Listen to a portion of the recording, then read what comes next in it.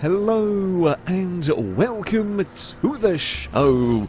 Now, Rage 2 has been released today, and if I was to try and describe it to you as succinctly as possible, it would be Mad Max that has crashed through a colour factory and then got a little bit madder on top of that. It's wacky, it's bonkers, it's a lot of fun, and vehicles do play quite a large part. It's a big open world game and you drive around it with your heavily armed vehicles. Armed, armoured, there's all sorts of wackiness. The Phoenix that I'm driving here has got front mounted machine guns. Just about anything you can find around the place is drivable. That car that I've crashed into, I'm not going to drive it now, but you could borrow that if you so required. And there's a whole variety of weaponry. It's not just machine guns. I drove a buggy that laid some big old explosive mines behind it. This thing lays electric laser, I don't know what that is, but I don't want to go across it. Something horrible and scary. The bikes are more straightforward. We can deal with the bikes fairly well. I didn't really have the ammo to go take on this juggernaut, but these are just sort of random events that go on around the place. It's a lot of craziness, a lot of fun. But when it comes to like a media day or whatever, how do you represent all of this craziness with real world stuff? Well, the answer for this particular one is not one that I've seen before, but I was invited to go banger racing. Yes, that is me getting suited up, looking a bit of a muppet, but I think most people do. Yeah, we were going to take a bunch of 10 vehicles for a banger race, and these are properly built cars. The Vauxhall apparently had lost the gear knob immediately. Yeah, that's the Vauxhall Signum, I think that's the name for it. There were plenty of Fords. There was a slightly older style Focus. We had to wait a little while for some cars to go. Yes, there's a Micra. I mean, I feel like the Micra was the short straw. I'm not gonna lie. Well, certainly from the face of it, immediately. There's Vauxhall Astra going past. Now, there were a couple of Mondeos, sort of this generation. Is it Mark 2 or 3? I don't remember the Mondeo generations, but I was in one of them. Not that one, though. I had a much more distinctive coloured one. As I said, the Fords continued. There was an Escort going past. I was going to try and get in the Focus Estate. So someone else had it before me. The black Focus Estate, just because of my love for estate cars. The Peugeot, there was quite kind of an orangey Peugeot. That was an automatic. That's my car. Yep, I was driving perhaps one of the most distinctive coloured of vehicles. Not that it would matter much, because you can tell by a little bit of the wind noise, and there was a more modern Focus at the back. As you can tell by a bit of the wind noise, and as you can see, it was an awful day in terms of the weather. So, kind of a flyby of all the vehicles. Yeah, properly built, stripped out, roll caged up, banger racing cars. Now, this was all taking place at Mildenhall, which of all of these, so all of the kind of the game event stuff that I've gone to and so on, admittedly this is pretty wacky, pretty awesome. This is actually about the closest it could be to my house. I don't actually live very far. Admittedly, it's all across fields and cross country. Horrible roads. Poor Lexus dealing with that. So yeah, Mildenhall on a horrible, damp, miserable day. There is zero grip. So the surface we're racing on here is shale. For the first race, we weren't doing massively long races, and again, it's kind of more for a bit of fun and so on. As you can see with the Vauxhall, there's no grip. There is no grip because at the moment you've got to go this, I guess, like surface layer that is unbelievably slippy. Like just getting onto the grid, the cars are almost crabbing their way around this corner. It's not very steeply banked here, but the cars were having some fun times at the low speed. We see towards the first corner, the Focus has got no steering.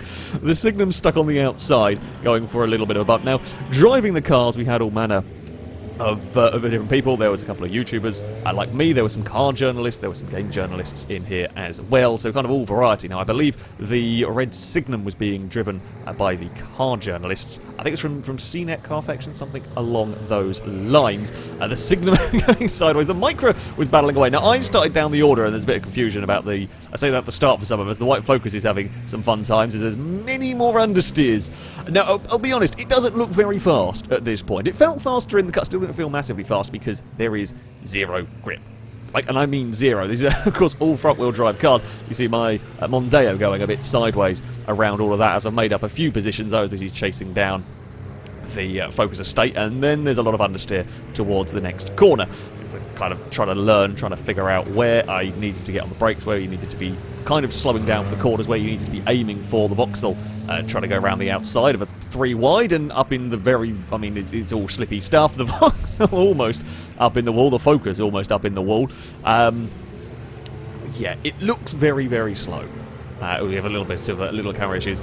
Yeah, it does look very, very slow, but there is just zero grip in the cars. You can see them spinning the wheels. As I said, we've all got front-wheel drive cars, and you'll see from them as the Mondeo comes around.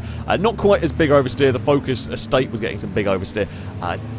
I say oversteer, but yeah, the back end would just let go as you turned into the corners. The Micra got in a bit of a pickle. There's a wobbly Micra around the way. Now, I said banger racing. The first race we were learning what we could and couldn't get away with the cars in terms of grip, and B, there were going to be multiple races. The first race was described as a sort of bump and spin race. So, light contact. If you wrecked your car on the first race, that was going to be day over. So, there was fairly light contact going on. The extras getting all sorts of sideways, getting some assistance along the way. I was actually having a pretty good time. I was starting to figure out lines, starting to figure out where I wanted to put the car, and that was 2 wheels on the concrete for the exit of the corners. If we could get away with a couple of wheels on the concrete, you could actually get a good launch off of the turn, but it was sort of figuring out where you needed to brake, where you needed to be turning in to get that. Here I managed to finally get the exit that I was looking for. Ideally you kind of put 2 wheels. I don't quite know whether we were allowed on the concrete or not. I was sneakily using that for speed. I don't know whether that's supposed to be within the track limits or not, but I did start using that after a time because up on the dirt there was dirt and shale. There was just absolutely no grip. Now they did have some cameras inside of the vehicle, as you can see them being kicked up around. So this was actually just after we cut out and overtaken the orange Peugeot. We were going on the outside of a Mondeo and a Focus, and when you were up the top as I was here, it was very difficult to kind of carry much speed. I couldn't do my favourite little exit run. We did still manage to just about get the drive. One of the real difficulties, something I didn't particularly think about, but of course you're very, very tightly strapped in to the cars. There's no wing mirrors. There's no mirrors at all. Your vision is not good. I can't really see if there's a car on the inside. It kind of helped with the cars being quite slidey in a couple of places, because then you kind of got a little bit more vision out of the side of the vehicle, just kind of the angle, I guess, that you were sat at. But yeah, couldn't really tell if there was a car along the inside, and certainly you would have absolutely no idea if someone was going to hit you unless you'd know when you'd just gone past them and suspected that they would probably give you a bit of a bump. You just didn't know. You couldn't physically look behind. You couldn't physically look around because, yeah, you were held in so tight. Of course, that's a good thing when it came to if there was a big crash and so on. As I said, first race, we were all being fairly sensible. We were all kind of just figuring out what we could and couldn't get away with. I mean, you can see in the background going on cars slipping and sliding all over the place. I was trying to chase down the Vauxhall. We weren't really keeping track of kind of positions and whatnot. As you can see, I'm starting to get the hang of putting the wheel on the concrete. The Focus was sort of doing a fairly good job of keeping up in the back. Yeah, I was trying to chase down the Vauxhall as best I could, because I think that was the leader.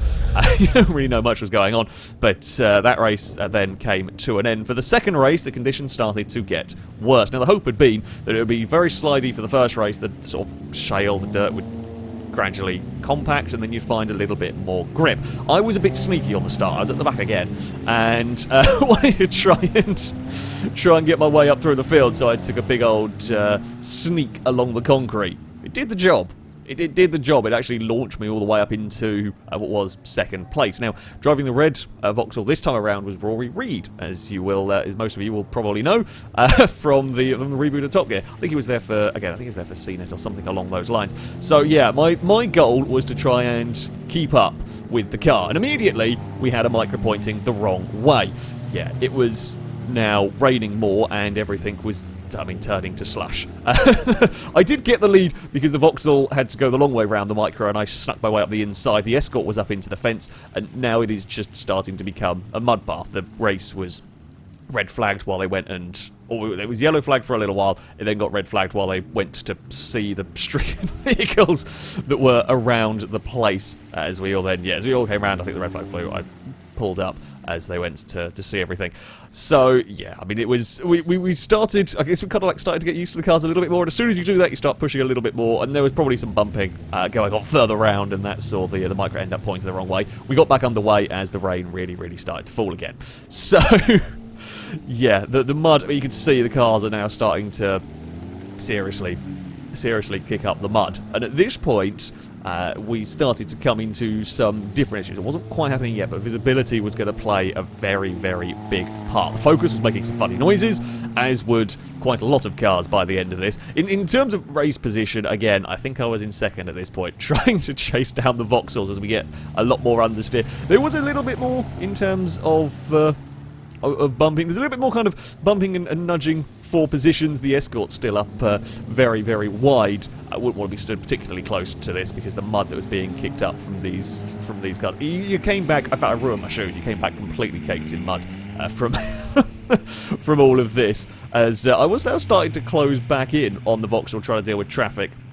And the Peugeot's got some big understeer all the way up towards the wall. Yeah, I was just starting to close in on the Signal, and that gives a bump to the Focus. It kind of helps the Focus around the mid corner. I'm desperately trying to claw my way underneath. Again, it's that try and hook the concrete on the exit of the corner. I hadn't quite got it right along there, and you were kind of dealing with traffic.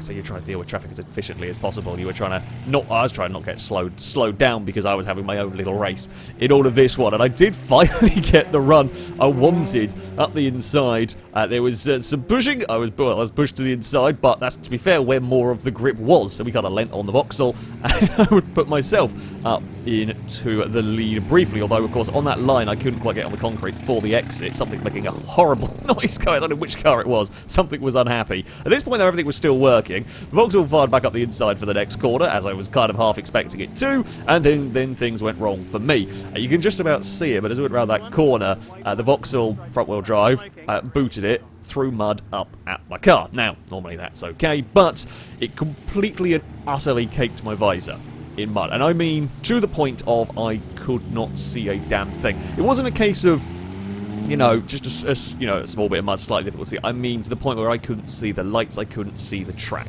Now, at that point, I had to kind of stop to try and clear it. I physically couldn't see where I was going. And the problem was, my gloves, my everything, suit is completely covered in mud. So every time you go and try and move the mud, you just end up smearing it. I got more mud on the damn thing. So I was frantically sat there trying to get just enough to be able to just see a tiny bit. You don't need to see much. No, you're on a racetrack. It's a fairly straightforward. You're not going all that fast. But I needed to be able to see something going on. A lot of people are now starting to struggle with this.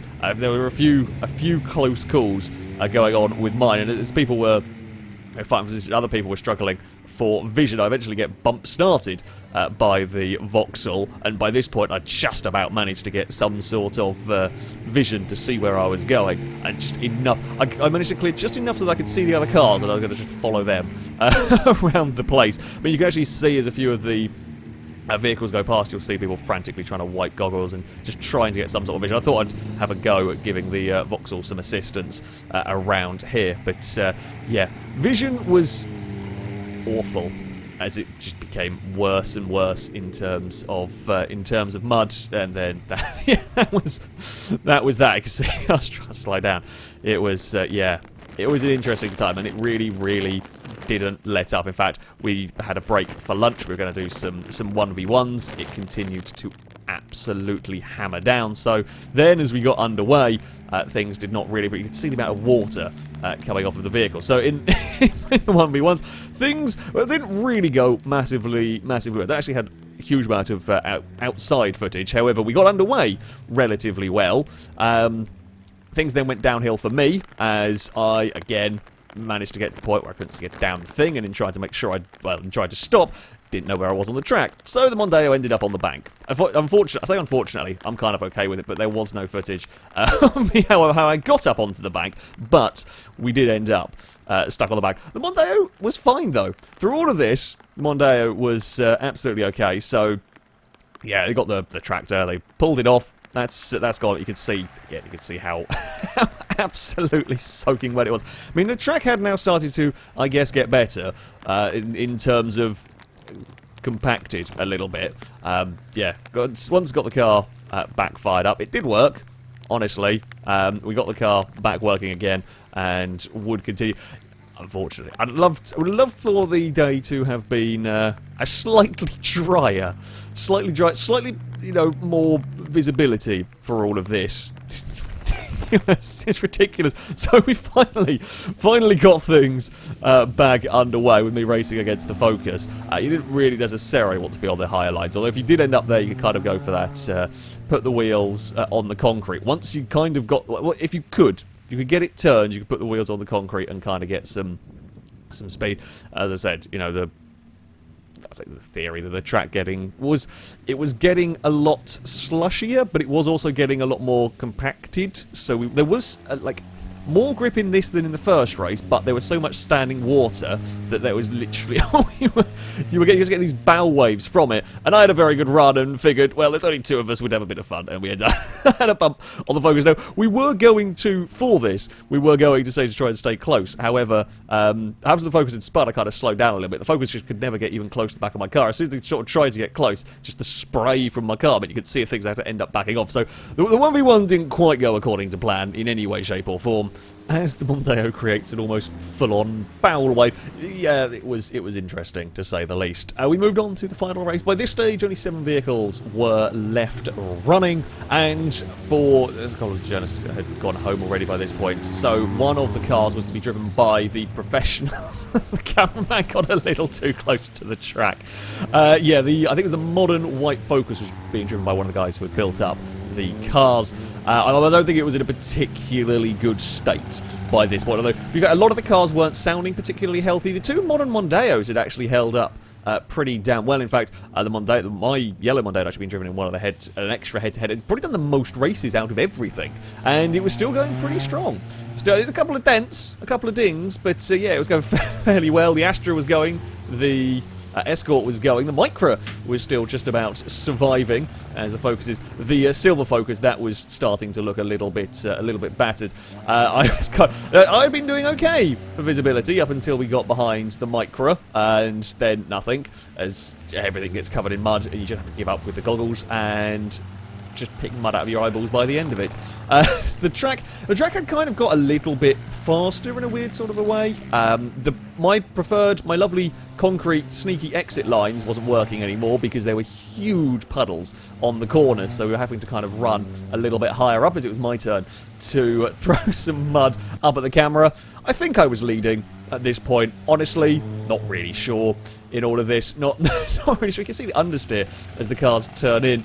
Also, I mean, the yellow Mondeo was probably the most distinctive of the cars. You could just about see the colour through. I mean, the race started in the dry, and then this happened. The Micra putting the already poorly Focus. I mean, again, it was relatively slow. Speed clonk in all of that. Yeah, the Micra put the Focus up in the wall. We then had another of the red flags for some. I don't actually quite know what caused the red. Something got broken. Something broke down. When we got going again, the Micra was playing around going sideways. I found myself, I don't know if I was a lap ahead or a lap down. The Escort ended up spun and in trouble, and I was looking for a way. I was looking for a way past the Focus. Every time a car had gone near this Focus, they tried to spin them and crash them and so on, because that was part of the fun, let's face it. So I knew if I was going to overtake, I had to, I was going to have to move it successfully out of the way. The Micra doing some sliding around in the on the mud. Yeah, I was going to have to properly go for a nudge against the Focus. By now, we were down to 4 remaining vehicles. My Mondeo, the Micra, going for its pretty fun times through the corners. Yeah, there was 2 Focuses, and my Mondeo and the Micra still going. As I'd managed to find a way past now. I mean, the fender pulled up, it's making a horrible sound. At one point, the Focus ahead of me dropped the exhaust, lost most of the exhaust. In fact, you can actually just about see it on this corner as the Micra comes around. You have to try not to clip it. Yeah, it dropped a large section of exhaust. The car was, you know, still going fairly strong. I had to go almost. So, you know, I wanted to go for get some crashes in.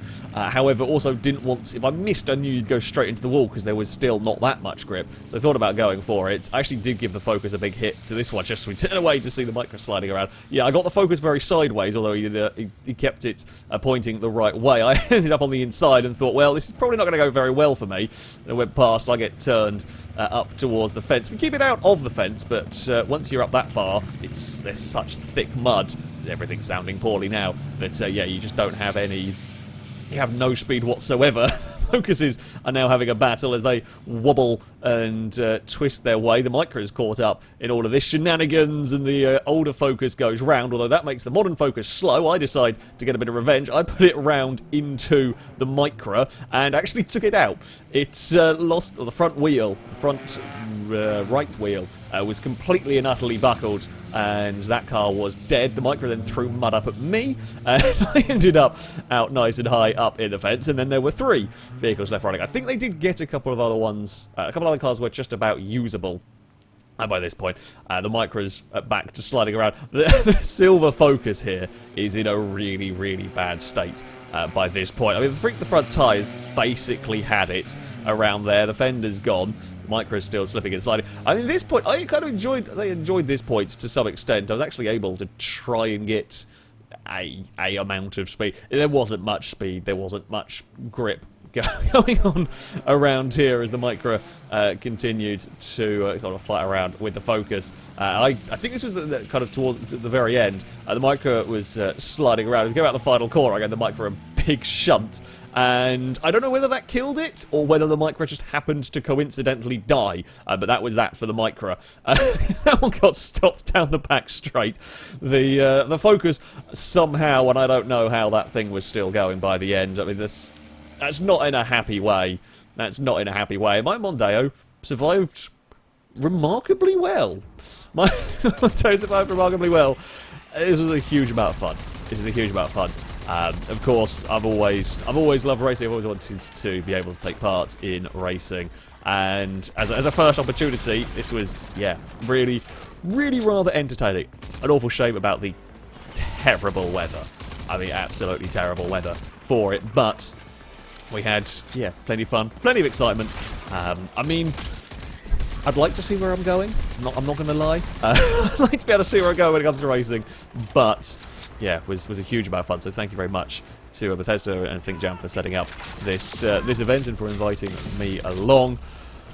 I want to do some more racing now. That's the only problem, is now I want to go and do some more racing. Preferably less muddy, or with a windscreen if it is going to be mud. Something where I can see, preferably. But there we go. That is going to be it for this video. My first experience of some actual motorsport outside of go-kart. Actual motorsport with full-size cars outside of go-karts, I guess. Thank you all very much for watching, and until next time, goodbye.